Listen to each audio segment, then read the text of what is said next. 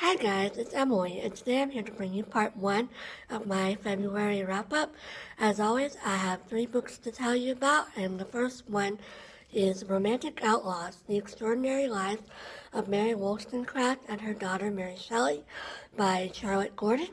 This is the first ever dual biography of Mary Wollstonecraft and Mary Shelley, and its goal is to show you how Mary Wollstonecraft influenced Mary Shelley's life, even though Mary Wollstonecraft passed away from complications of childbirth 10 days after Mary Shelley was born.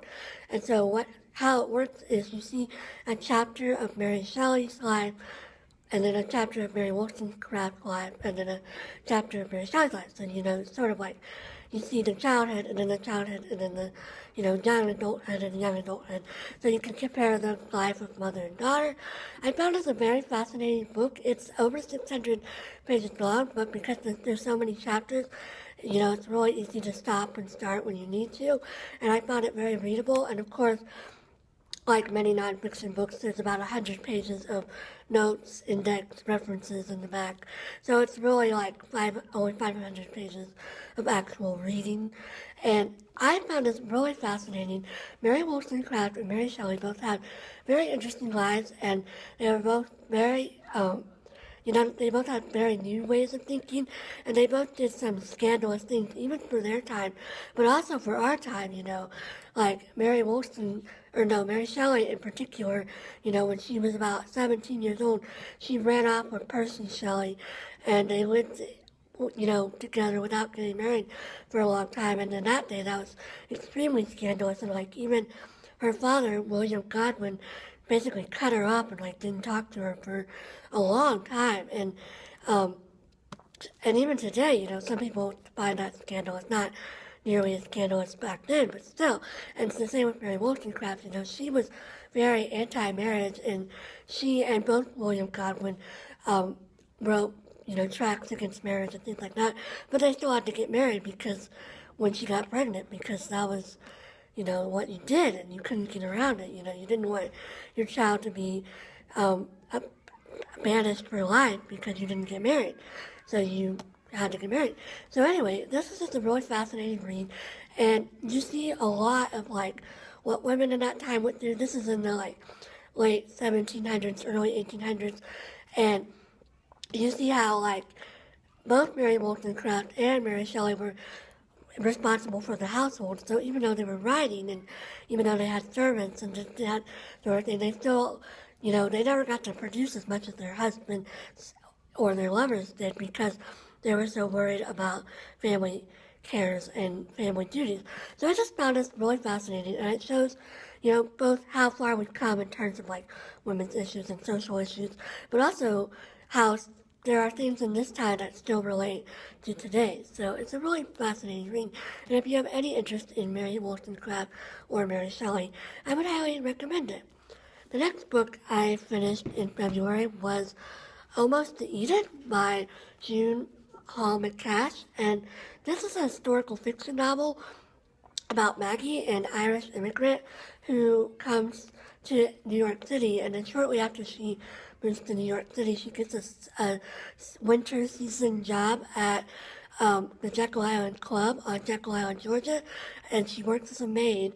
And while she's there, she falls in love with a waiter named Hector, who's from Greece. And they fall in love, and there's some tragedy, and their love affair gets cut short, but there's the impact on Maggie lasts her whole life. And so you see how this love affair shaped her whole life, and you're basically just getting to see what happened to her. This book goes from 1912 all the way to 1969, so you see a lot of American history. It's not like most historical fiction where there's one historical event that's the focus. This is just showing Maggie's life while all of these other things are happening. And it was really good, and I enjoyed it. I do have a personal connection to Jekyll Island. My family owns property there, and I've spent I've been there a lot. We go on vacation there regularly. I haven't been in a while, though, because I've been busy with school and work, but my parents go at least once a year and sometimes twice a year. And my mom actually got this at the Jekyll Island bookstore there, and it's a signed copy. You can see that the author signed it. This book was a good book. I did find that it was a little too, like, fairy tale-ish. Like, there is some tragedy, but it's not, like, long. The impact doesn't, like, negatively affect Maggie in, like, she's like, well, I don't want to say she's not affected, but, like, it just seemed very positive overall. And that's partially because Maggie is a very strong Christian woman, and so, her belief in God gets her through the tragedy of her life. But specifically, like, at the very end, there's a twist in this book, and at the very end, some of the other characters become aware of the twist, and it seems like they just accept the twist with very little, like, drama or hardship. It's like, oh, this major event is, happened. And it's like, okay, no big deal. And I just found it kind of unrealistic. And, I felt like if it had happened to me, I would have been a lot more upset about it, the twist, or like, feel hurt or something. Anyway, it was still a really good book, and even though I found the ending unrealistic, it was still good, and I enjoyed it. So if you're looking for like a historical fiction that's not that taxing and it makes you feel pretty good at the end, I would recommend this one. The third book I finished, and the final book for this wrap-up, was, of course, my Chronicles of Narnia book for the month. This one is number 5, The Horse and His Boy, and this is the only book that takes place, like, entirely in Narnia, featuring Narnian characters. And this takes place during the Penvency children's reign, like Peter, Susan, Edmund, Lucy are on the throne in Narnia while this is taking place. And what happens is, you meet Shasta, who's a slave boy, and he's been raised in Calmarin, which is the neighboring country of Narnia, but he thinks he might have been born in Narnia because he doesn't, look like or sound like the other people in Calmarin. So one day he decides to escape, and while he's escaping, he meets a talking horse, Bree, and they escape, and they also meet Avaris, who is another human who's escaping, and Hwyn, which is her talking horse. And so they're escaping, and they get to the capital city of Calmarin, which is Tabash. And when they're in Tabash, they find out that the prince of Calmarin is planning to attack Narnia, and so it's about how they go and warn the Narnians so that they can stop the attack and, save Narnia.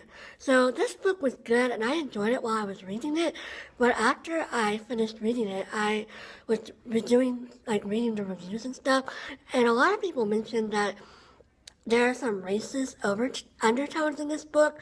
Apparently, Calmarin is supposed to represent, like, some countries in the Middle East, like Muslim countries, and then Narnia is supposed to represent, of course, Christian religion, Christian countries, and so if you look at it through that light, it does seem rather negative because, the Calmarins are basically, looked at as infidels and all that, and so it is kind of, disheartening once you read the reviews about it. And so I don't know if I can recommend this. Like I said, I enjoyed it while I was reading it, but once I became aware of, like, the fact that it's, kind of racist, it sort of lessened my enjoyment of it quite a bit.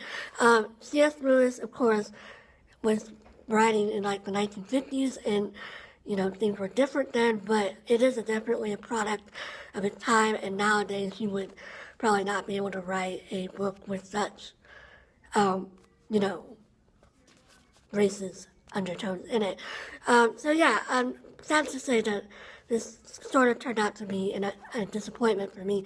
I am planning to finish the series though, just because, I'm almost done, and, the rest of the books have been really good, and I haven't, there's been problematic things in some of the other books, like especially in regards to, like, women. There's been some comments that are negative about women and, like, their ability to fight in wars, and, like, the fact that they should be protected at all costs and, like, not be exposed to the bad things in life, which, of course, nowadays we would see as very, sexist and things like that. So this series as a whole, while very good, is very problematic and in some regards. So I would Just forewarn you. So yeah, that's all I've read for now. I have read several other books, but I'm gonna film another wrap up and do those in a separate video. Yeah, everybody had a great Valentine's Day, and I'll talk to you soon. Bye.